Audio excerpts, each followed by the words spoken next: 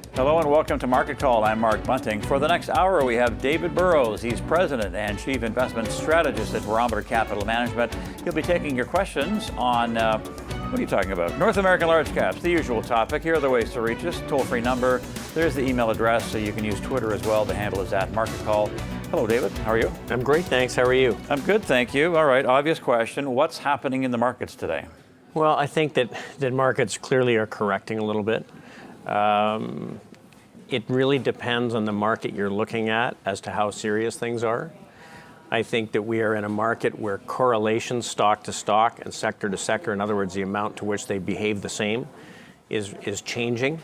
And there are some sectors that are haves and are hanging in remarkably well. There's some sectors, I think, that are going through some real breakdowns and have been for a while. And they're relevant to Canada because a lot of them are commodity related. They've been deteriorating for probably 18 months, but really taking it on the chin now. And so it's setting up some real opportunities for the type of market that we're in. You know, stocks always do have pullbacks. You want to look at what's holding up better than the rest. And there's some specific sectors that have a real tailwind given the changes that are taking place out there in the market.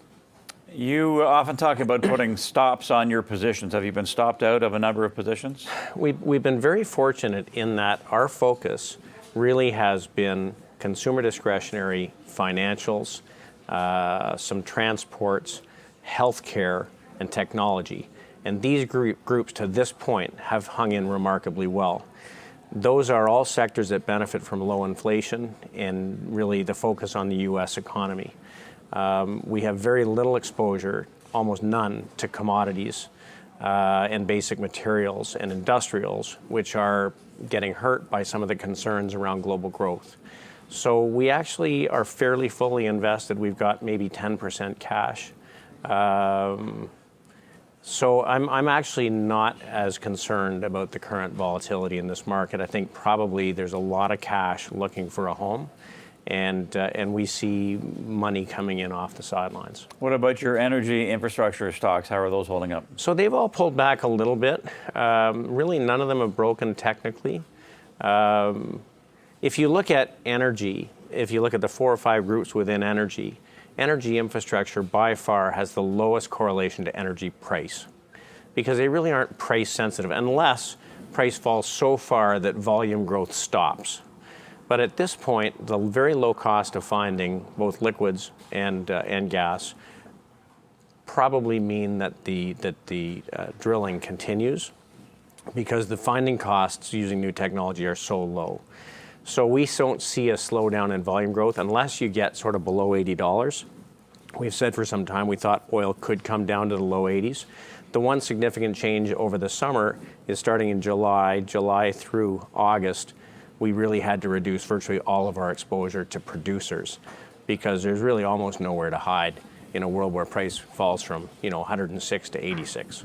You've talked about how you think we're in a secular bull market. Have the fundamentals changed with ugly numbers out of Europe in terms of economic data, with China still sort of struggling for growth? I think it's very clear that from 2000 through 2012, we were in a world where emerging markets did particularly well, led by the China growth. The rest of the emerging markets really were supporting that with their commodities, right? And developed markets did not do well through that period because there were lots of things that were a challenge to the consumer. In the world we're living in today, we have falling commodity prices, falling energy prices, falling financing costs. All of those are great for the consumer. So we believe we're in a bull market in the consumer-led developed economies. And when you look at those, in particular, the U.S. is the one that stands out because it has earnings growth, which Europe really doesn't have. So Canada actually remarkably looks okay in certain sectors. People get concerned about Canadian dollar, and we do think Canadian dollar probably backs off versus U.S. dollar. But if you look at it relative to almost any other currency on earth, if you've got your money in Canadian dollars and U.S. dollars, you're in the 2 best currencies. Right, and the U.S. dollar, of course, has been doing very well, as we know, and the U.S. economy is the leader. But how long can it decouple from the rest of the world, which is growing slowly? Because a lot of those companies sell to those countries. Well, that's a great question. And specifically, there's certain companies that are highly exposed to the U.S. economy. and specifically do well with the strong US dollar, which is where you want to focus. Probably the companies with big external revenues will suffer a little bit. So again, it goes back to picking your spots.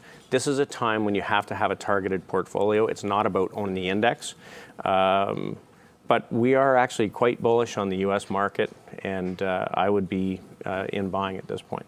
Okay, David, we'll take a short break here. More insight from David Burrows and your questions following this break.